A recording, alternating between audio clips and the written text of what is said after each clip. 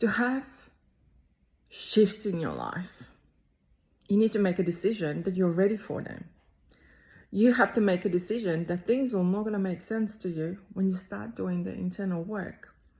But why do you invest in your personal development? It is something which is with you for the rest of your life. Nobody can take that away.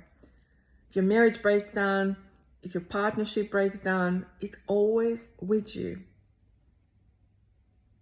Just like when your parents teach you how to cook, it's always with you. Or you taught yourself. So personal development, it stays with you, with your soul, with your spirit. So for me, personal development is something what I always see it as. It's adding on the value to me. This car is replaceable. House is replaceable. When you go through some of the things what I went through in my life, all of those material things do not matter. I'm always in mentorship containers because I love to be not just evolving and growing, but transmuting and learning and always doing something about the personal growth, because there's always something where we can look. And sometimes one little thing what somebody says, and like for me, it's now little things, and it will be just like a little light bulb. And it will be like, oh, okay, that makes sense.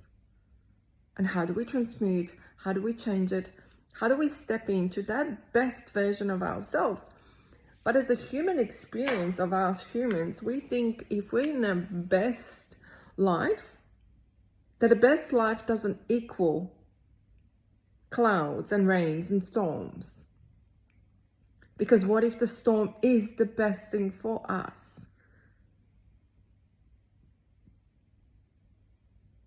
How many did up level in the storms and the personal storms? What happened within you? So the personal storms, accept them for as it is. We get caught up in thinking that happiness is something super happy and super like good emotion to have. But then opposite of that is fear. And we think that a fear is something that it's not good at all. So we kind of learn to push it away. But I always say this is, what if the fear is man-made? What if the fear is exactly the same as happiness, just a different color, just a different frequency, just a different, but not negative or the positive, just different. And we hold the hands with fear equally like we do it with the happiness. Because for me, fear always shows me what it's about to crack open, what it's about to emerge from whatever the situation was. I in it at the time, or was somebody else is in it. When the fear is incoming, we're so afraid of it, because generally underneath the fear is actually the truth. And as somebody who is a seer, as somebody who is a psychic, and I channel, I see things for you. I see it, what it is, the truth that it wants to come up, and what are you so afraid of it to say it? And that truth sometimes could be something so simple, and sometimes it could be something so complicated. But we're afraid to voice it out. We're afraid to say our truth. And so therefore the fear comes in. And is the fear saying to you, how are you going to channel this truth? Or is the fear there because it's the first time you're doing it, so it's kind of scary? And I know myself when I was, studying to be a nurse many, many years ago, like I remember first thing was needles, especially for me, my specialty on the end of it. In Croatia, we have 4 years of nursing. Oh no, last 2 years was my pediatrics major, was my pediatric 0 to 1 babies. So it was babies. So it's different giving injections to the babies than to the adults. Much more easier to the adults than it is to the babies.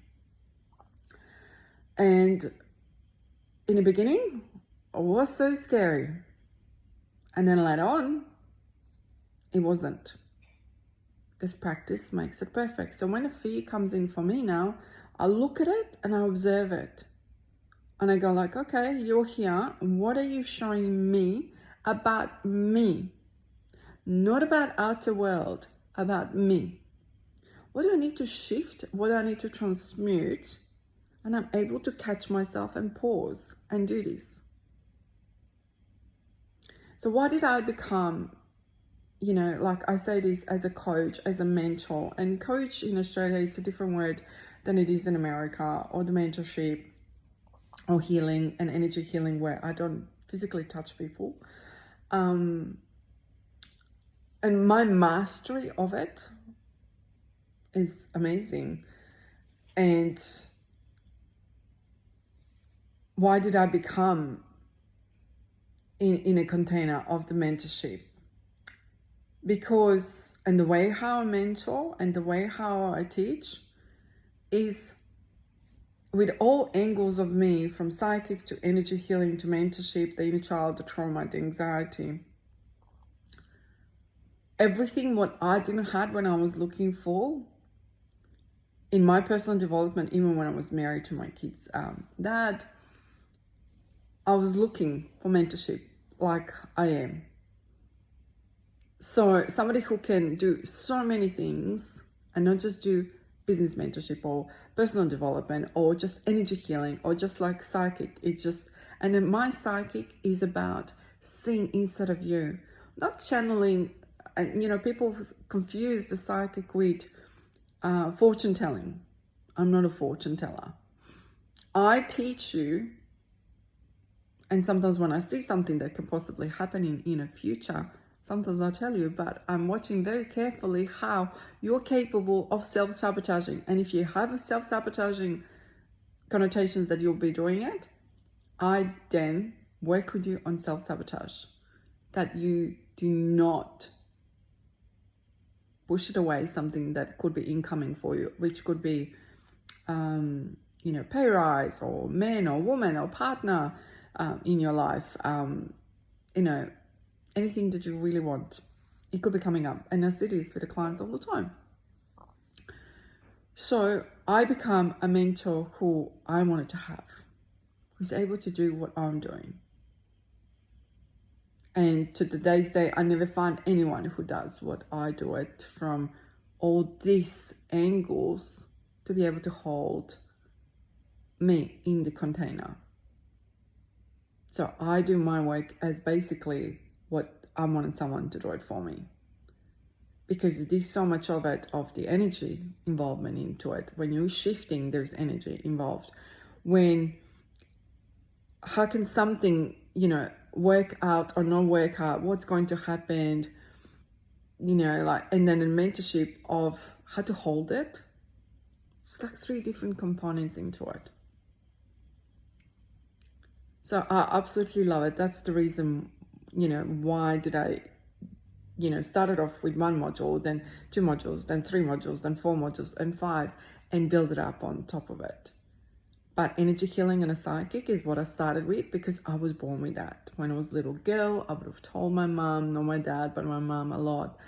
And then when I started doing nursing, when I was 14 going to the 15, that's how old I was when I started doing nursing overseas. And because that's how it is over there in Croatia, that's the age where we start off.